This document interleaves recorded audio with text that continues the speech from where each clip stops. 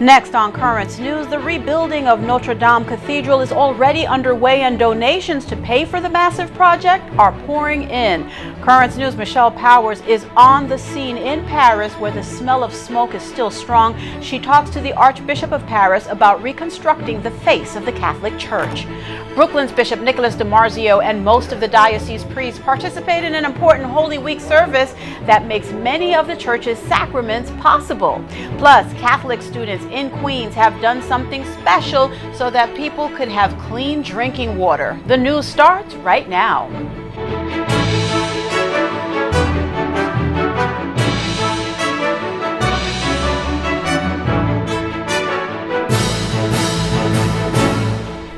Construction workers on the job only 2 days after the Notre Dame Inferno ravaged the landmark cathedral. Good evening, everyone. I'm Liz Faublas.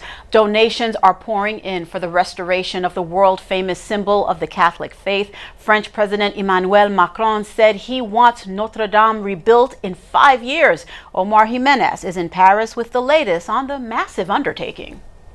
Rebuilding history after Monday's devastating fire at the Notre Dame Cathedral. Mes chers compatriotes. French President Emmanuel Macron has set an ambitious 5-year timeline, though experts say full restoration will likely take 10 to 15 years. There's so much hope about rebuilding it and all the things that it can be. President Macron has said it will be even better than it was before. The French are incredibly resilient, and they are, after all, les batailleurs. So I think it will happen. New aerial images show how the fire ravaged the cathedral's roof and spire. Crews continued to pick through the charred remains of the ancient wooden beams. Officials say they're still investigating the cause, but believe it was accidental. They've interviewed dozens of employees working at the church before the fire broke out.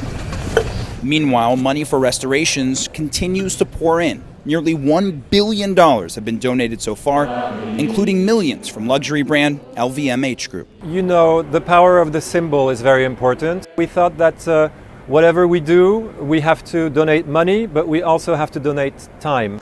President Trump on Twitter saying he's spoken with Pope Francis and has, quote, offered the help of our great experts on renovation and construction, as I did in my conversation yesterday with President Emmanuel Macron of France.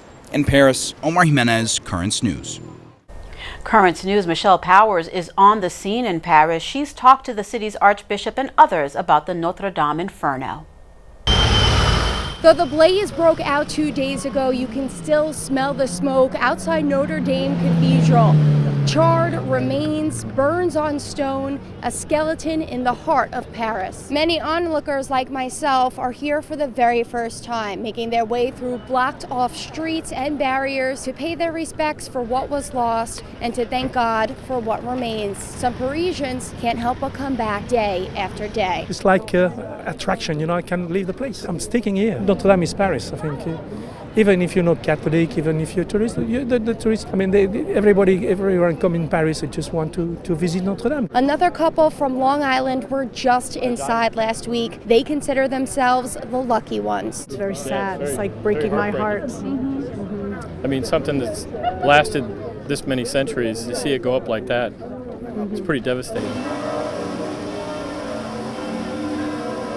The Archdiocese of Paris's Chrism Mass was scheduled to take place at Notre Dame, as were many other Holy Week events. Now the Chrism Mass is being held here at Saint-Sulpice, less than a mile away from Notre Dame and Paris's second largest church. Christmas masses normally aren't attended in large quantities by normal believers, you know, normal faith.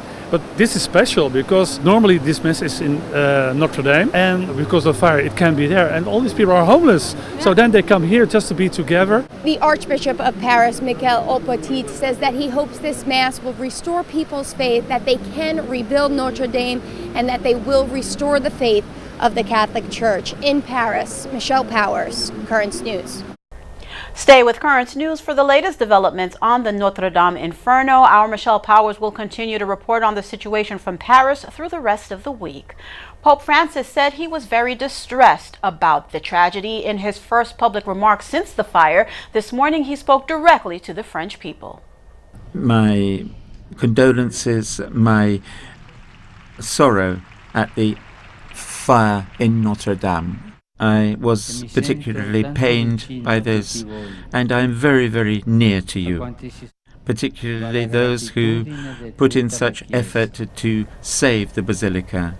The Holy Father spoke by phone with President Macron on Tuesday, personally expressing his solidarity with France. Joining us now to talk more about the Notre Dame and its rise from the ashes is the Pastor Emeritus from Our Lady of Refuge in the Midwood section of Brooklyn. Father Michael Perry has served in the Paris Cathedral every single summer for over 2 decades. Father Perry, thank you so much for being with us. My pleasure. I know you have such a special connection to Notre Dame. We literally watched horrified as Notre Dame burned. You have celebrated Mass inside this beautiful cathedral. This is, of course, special for obvious reasons. On a deeper level, as one of our local parish priests, how are you personally affected by the sacrament of the Eucharist as seen from the altar of Notre Dame? Take us there. When I celebrate the Eucharist at Notre Dame, I look out and see the world, because the world comes to Notre Dame. As the world comes to Our Lady.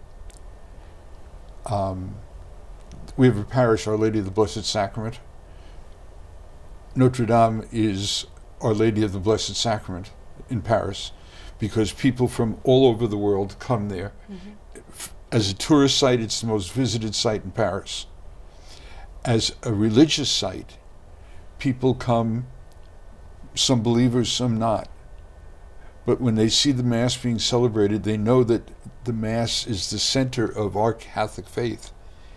And they come and they join in, some of them not knowing anything about what's going on, but all of them with a sense of reverence. The first person that I met when I went to Notre Dame to hear confessions was a young man who came in to me. I was sitting at a desk like this. He came in, he was a big, tall kid. He had tears in his eyes.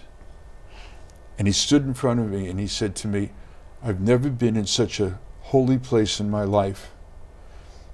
I just graduated from Cornell Law School.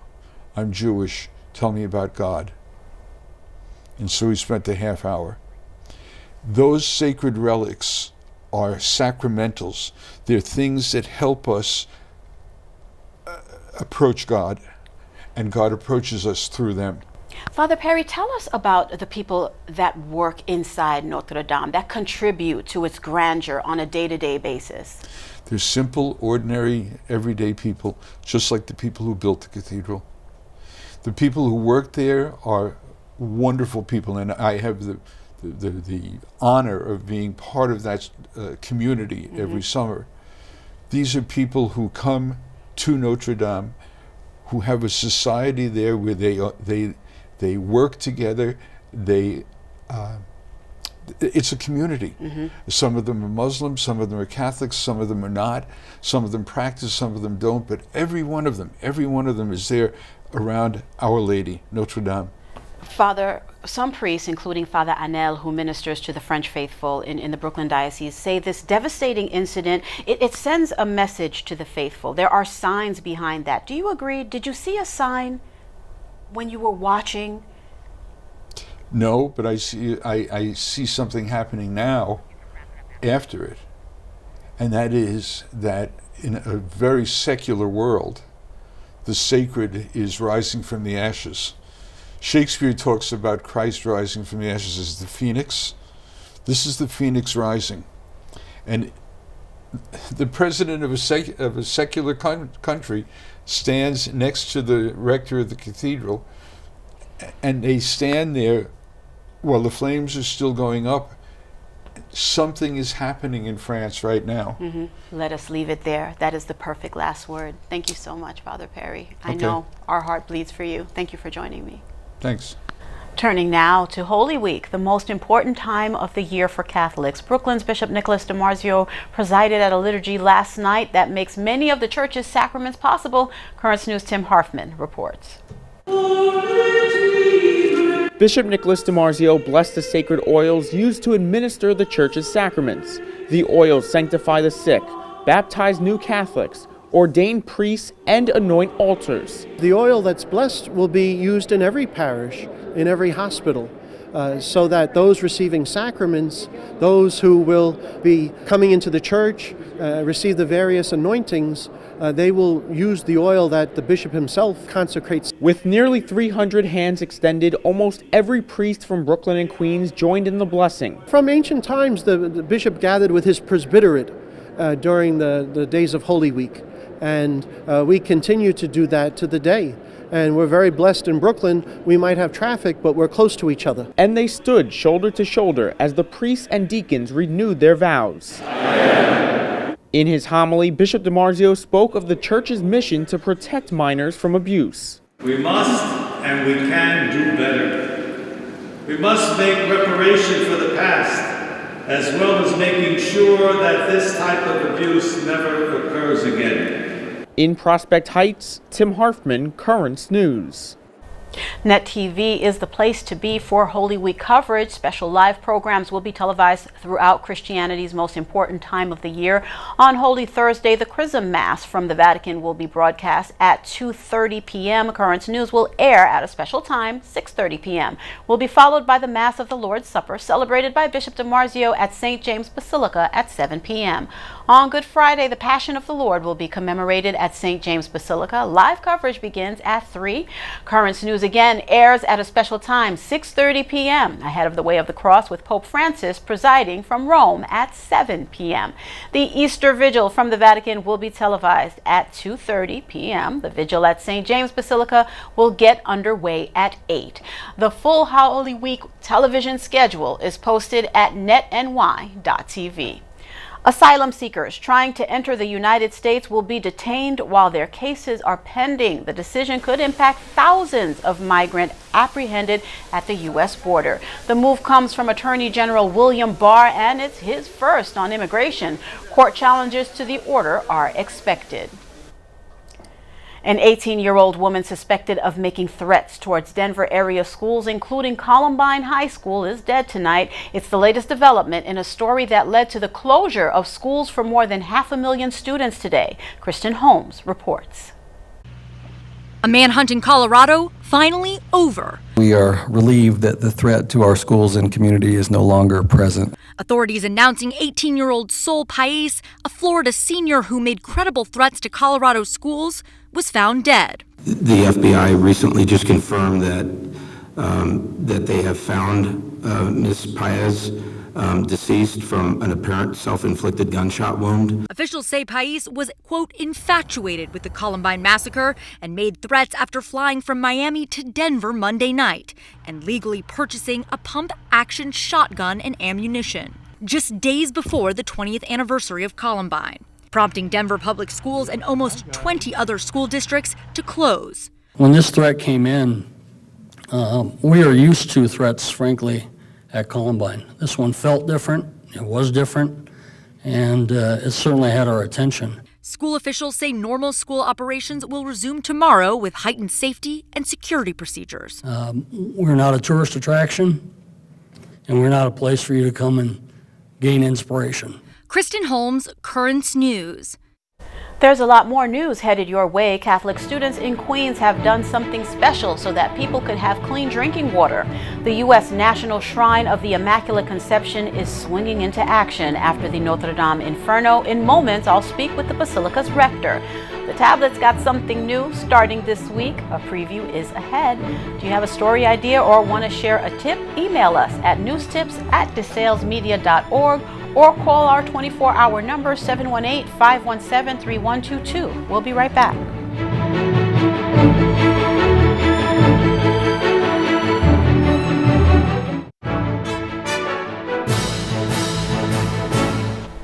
One group of Catholic students at an elementary school in Queens took their Lenten promises to a whole new level by giving up to give back. Currents News' Emily Drooby has more.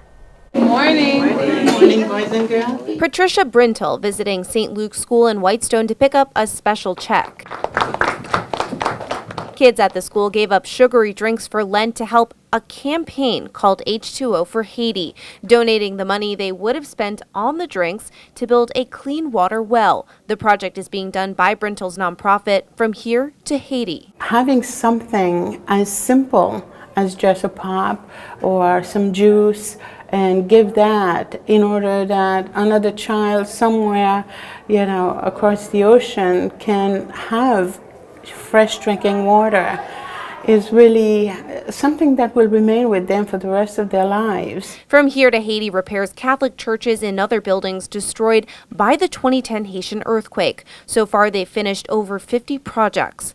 These students were inspired to help after seeing photos like this of kids traveling far to get fresh water. It felt really good because I love being a follower of Jesus, and it's during Lent, so it feels even better. Felt really good because I get to help all the people in Haiti. From all the donation envelopes given to Brintle, over $1,500 was raised, money which will help build a freshwater well for the community of Léger. The idea for the fundraising came from Sister Catherine Burke, the religious education director at St. Luke. Monsignor John Tozy, the pastor of St. Luke, says this campaign is exactly what Catholic education is all about. What we really want to instill in them is a Christian spirit of generosity and love. So I'm proud of them. Now that the money has been collected, they'll start work on the well right away. It should be done within a month. In Whitestone, Emily Drooby, Currents News. We return now to our top story as Americans around the country show their solidarity with the people of France. America's largest church, the Basilica of the National Shrine of the Immaculate Conception, rang their bells 50 times for Notre Dame, one for each Hail Mary of the Holy Rosary. The New York skyline was also lit up in the colors of the French flag, blue, white, and red. The National Marian Shrine is spearheading the fundraising efforts in the nation's capital. Here to talk more about that is Monsignor Walter Rossi, the Basilica's rector. Monsignor, welcome. It is so good to talk to you. Thank you so much for having me. Monsignor, how much has the Basilica raised so far? Let's just go ahead and get that number. Well, actually, I thought you might ask that question, and as of 1:20 this afternoon, we have $130,000. The generosity it's been overwhelming, and everyone who has donated likely has a personal reason for wanting to help rebuild Notre Dame. What motivated the National Shrine to help the French cathedral? Well, like everyone else who was watching the news and experienced the terrible devastation and great heartbreak that was taking place not only in Paris but throughout the world, we ourselves felt that heartbreak, and we thought that we should do something to help. Basically, if you look at it this way, the National Shrine is often considered America's Catholic Church. Mm-hmm. And to many, we are an icon of Marian devotion for the United States and other parts of the world as well. Just like Notre Dame is an icon for the people of Paris and the world. Monsignor, we have seen the generosity of people from all over the world, from the very wealthy to those who give what they can afford, all coming to the aid of Notre Dame. What is your reaction to the over $1 billion that's been pledged since the 2 days of the fire? It shows, once again, the genuine goodness of people. And that's another reason why we thought we should undertake this campaign, because basically Notre Dame is our older sister. And so when tragedy strikes in a family, the family comes together and does their best to help. And so this effort is our way to try to help our sister. Let's talk about some of the lessons we might have learned from this. The fire was devastating, and we heard New York's Cardinal Timothy Dolan talk about how the damage made them really think about the safety of St. Patrick's Cathedral. Has this tragedy made you rethink the safety of the Basilica? Well, as a matter of fact, just this morning and yesterday afternoon, I spoke with a number of our staff to see how well equipped we are in the event of a fire. And fortunately for us, when the shrine was built back, the upper church back in the 50s, we were only built with brick, mortar, and marble. And so there is no wood in the superstructure, so thankfully we would not have a fire such as that ravaged Notre Dame. Monsignor Rossi, thank you so much. Thank you for all you're doing, and our prayers to you guys as well. Thank you very much for having us. Thank you for your help, and our prayers and blessings to you. If you would like to contribute to rebuilding of Notre Dame, you can visit the website nationalshrine.org/support Notre Dame. Still to come on Currents News, a special new campaign in the tablet. It's about the family. Editor-in-Chief Jorge Dominguez will be here with a preview.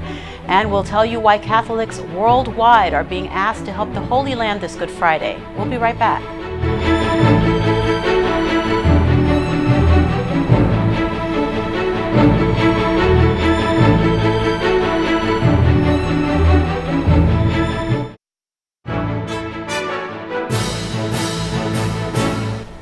Catholics around the world are being asked to help the Holy Land this Good Friday with donations at their parishes. Vatican Cardinal Leonardo Sandric explained why it's important. It is not a question of helping the holy sites, but helping our brothers and sisters, those who are there and who have not left the Middle East as a result of these wars and this violence. Each year on Good Friday, a special collection is taken during the reading of the Lord's Passion.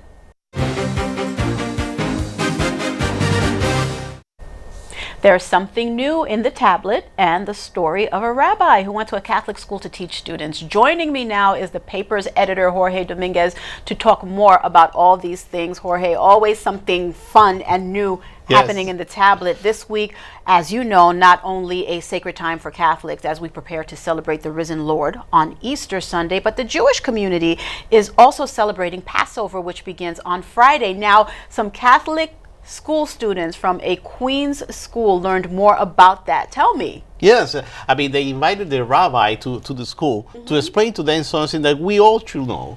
It is Jesus, when Jesus had the Last Supper with his disciples, he was celebrating Passover, the Jewish holiday. Right, yes. And because Jesus was a good Jewish man. So in that sense, the rabbi went to school, you have to read the article, and the students, of course, learn a little bit more about their own faith, because now they understand Holy Thursday better, but at the same time, they have a new appreciation for the Jewish faith too. I love how you always tease it. You got to read it. You got to read it. And the tablet has begun a new section called Our Diocesan Family. I love that name. What is it about?